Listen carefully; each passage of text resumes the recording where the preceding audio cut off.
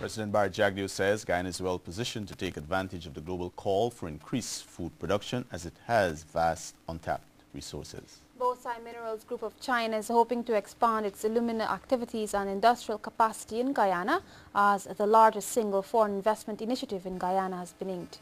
And police have arrested several minibus touts as the force attempts to clamp down on the presence of these persons on minibus parks. The details of these and other stories, business news and of course the latest sporting action in the Diamond Mineral Water and NCN Sport News after these. Stay tuned.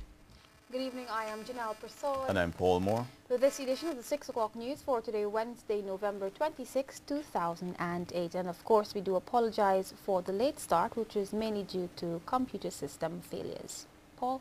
Thanks, Janelle. President Barry Jagdeo says Guyana is well positioned to take advantage of the global call for increased food production as it has vast untapped resources. He made this statement during an agribusiness investment seminar in New York. Here's more.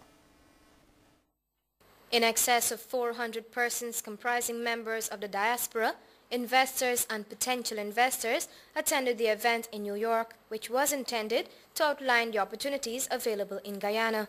And President Barry Jagdeo told the gathering that facilitating the growth and development of agriculture is a significant part of Guyana's policy.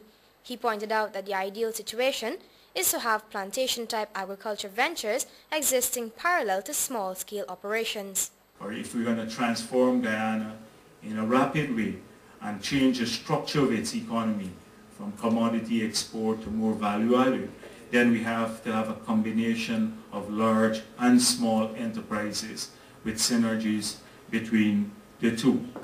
He says massive tracts of land in the country's intermediate savannas can be used for soybean production, a lucrative business venture for which there is a readily available market.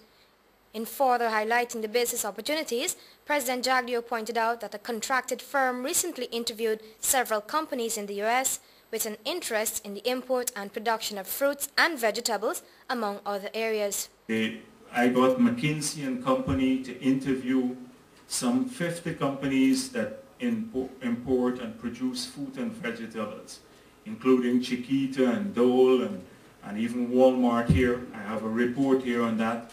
They did another 20 dealing with aquaculture. These are the largest in the world, and another 50 in downstream processing in the forestry sector.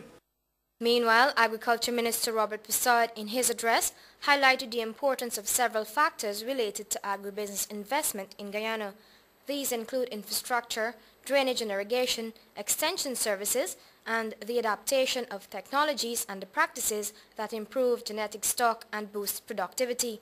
Cognizant of the critical role these factors play in the agriculture sector, he pointed out that the focus is being placed on strengthening drainage and irrigation. We want to ensure that members of the diaspora, and those of you right across New York and other parts where Guyanese reside, that you are aware and that you are given the opportunity to be part of what is taking place in our country.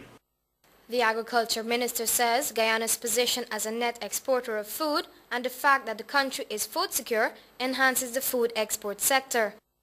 The event, which was held at Narissa's Palace, South Ozone, New York, was organized by the New Guyana Marketing Corporation in collaboration with the Guyana Office for Investment and the Guyana Consulate in New York and USAID GTIS. Ernestine Jagnaran reporting for the NCN 6 o'clock news. Chairman of the Commission of Inquiry into the Operations of City Hall, Keith Burrows, says there is no evidence so far of fraud. It is still unclear, however, if the two persons sent on leave to facilitate the investigations will return. Keith Burrows says there is an urgent need for a paradigm shift at City Hall to create a system that ensures its optimal operation in a modern society. Mr. Burrows spearheads the commission that was set up to investigate the operations of the city municipality. That commission is made up of some city councillors, representatives from the finance and local government ministries, and the trade unionist. This is done after concerns were raised earlier in the year following the release of the Auditor General's 2007 report, which suggested that there were major financial discrepancies and mismanagement at City Hall. So Town Clerk Beulah Williams and Treasurer Roderick Edinburgh were sent on leave to facilitate an investigation. After about 2 months of inquiry, the chairman is now saying that there has been no evidence of fraud so far. He said, however, that this does not mean that financial discrepancies are lacking. Burrows said that it is premature to say if the town clerk or treasurer would be returning to the municipality. He is also of the opinion that the sample population method used by the Auditor General was very small and should be widened.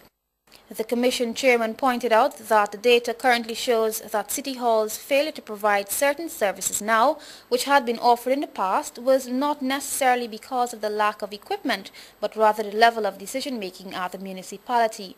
The Commission has found that the Council's inefficiencies are linked to the lack of capacity in all of the departments, lack of proper systems, and that of innovation in responding to challenges. And Burrows said that one of the key issues that must be addressed is the change of City Hall's culture of operation, but he notes that this will be a long-term change that will see the capabilities of officers in key positions being thoroughly scrutinized. Burrows, who also heads the Health Sector Development Unit, anticipates that the process will be completed within the stipulated 3-month period, which ends in mid-December.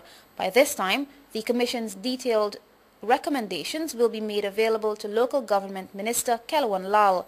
The Commission will hold its final hearing into the matter on Friday, November 28 at 17 hours right at City Hall.